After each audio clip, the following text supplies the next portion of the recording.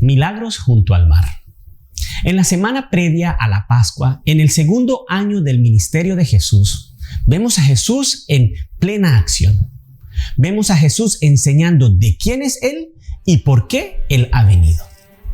Para entonces, Jesús era famoso por sus milagros. Las multitudes lo seguían no porque creyeran que Él era el Salvador, sino porque eran adictos a sus milagros.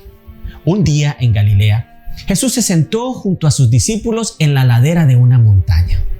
Pero no estuvieron solos por mucho tiempo. Mientras la multitud se reunía, Jesús puso a prueba a sus discípulos. En el capítulo 6 del Evangelio de San Juan, Jesús les pregunta: «Hey, ¿cómo debemos alimentar a todas estas personas?».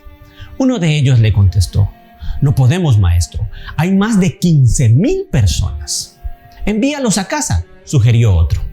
Entonces, un niño que caminaba por ahí llevó un almuerzo a uno de los discípulos. Jesús, viendo esto, se puso a trabajar.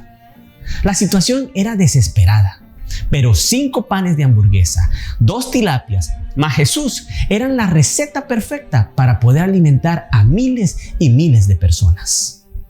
Jesús tomó el almuerzo, agradeció a su Padre y creó suficientes sándwiches de pescado para que todos se llenaran.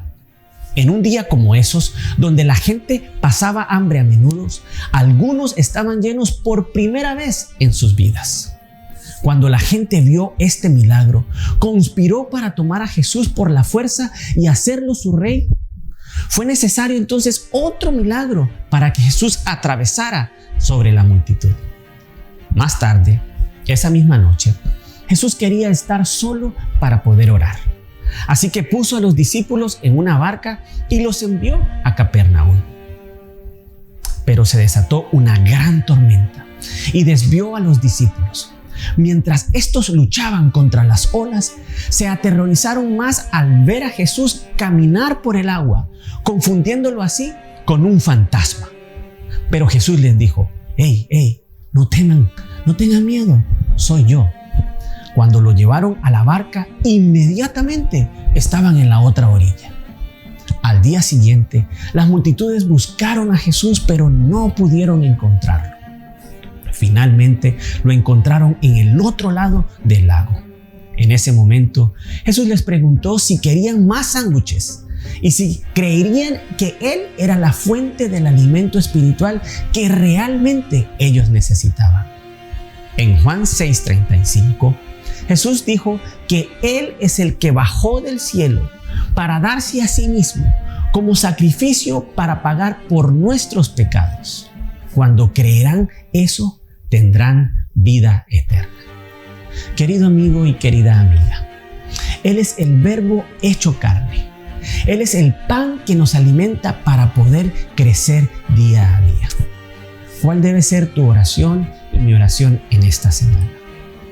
Padre nuestro, la mayoría de la gente se niega en creer en Jesús. Otros se niegan a ver a Jesús que puede alimentar espiritualmente no solamente a un cristiano, sino a cualquier denominación, raza o grupo étnico. Dios, algunos pensamos que conocemos al Jesús que hace milagros. Sin embargo, nuestra relación con Él no es tan estrecha, que nos dejamos llevar por mitos, por leyendas, hasta por películas, llegando a convertir a Jesús en un fantasma. Sin embargo, Padre, sabemos que Jesús en su misericordia y en su gracia y en su amor nos hace una oferta permanente. Cualquiera que venga a mí para salvación será recibido. Por lo tanto, ayúdanos, Padre, a alimentarnos de ese pan que nos nutre para crecer día a día en comunión con ese Jesús que ama, que sana, que restaura y que salva. En el nombre de Jesús. Amén.